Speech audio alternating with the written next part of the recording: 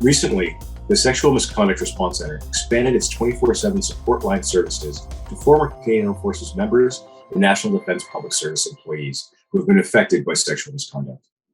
The work provided by the SMRC is vital for the entire defense team, and today we welcome Danielle Carter, team lead of response and support at the SMRC, to tell us about the expansion of what SMRC support services can do for us.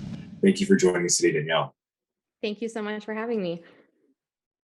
Absolutely. So to kick us off, can you tell us a little bit about why the SMRC has expanded its support services right now? For sure. So it's always been our center's intention to expand services to additional client groups with, of course, the ultimate goal of reaching more individuals within the defense community who have been affected by sexual misconduct. It's our hope that the expansion will increase awareness of SMRC services across the department. And I would say, an interesting point to note there is that our services aren't only available for those who are directly affected by sexual misconduct, but also those who are supporting someone who is affected, such as a chain of command or a manager. I think that as much as we do need to support survivors, we also need to support those people who are supporting them. So that's a great expansion. So all of these new supports are available. How do people access them? How do people get in touch with the SMRC to make use of the resources that are now available?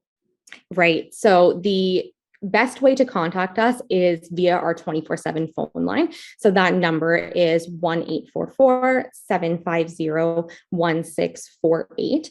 That is a 24/7 service every day, and you can access that service in English or French.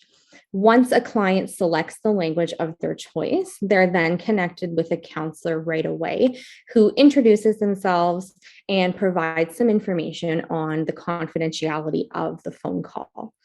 After this, the counselor will then do an assessment of the needs of the caller and provide supportive counseling and empathetic listening.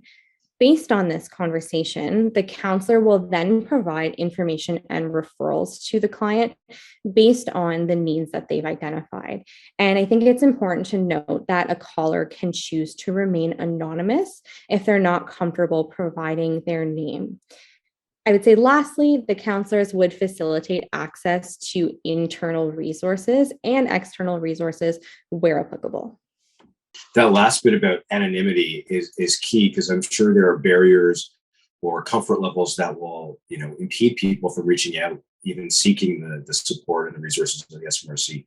So what could you say to people who are contemplating reaching out, who need to access these resources, but might have a little bit of a hesitation in doing so? It's important to note that the SMRC is completely independent from the Canadian Armed Forces and the chain of command. So our counselors are public service employees who do not have a duty to report. And I think it's also equally important to talk about the responsibility of the SMRC with regards to reporting, because we are not a reporting mechanism. We are very much a center that is there to support those who are affected by sexual misconduct. And of course, if somebody would like to report an incident, we will absolutely help guide them with the options that are available to them. So at the SMRC, we take the approach that it really is all about the person who's calling us, right? We're inviting the caller to drive the conversation and tell us what their goal is. If they don't know what their goal is, we will help them in determining that. And we work with them towards achieving that goal by providing them with the support and the resources along the way.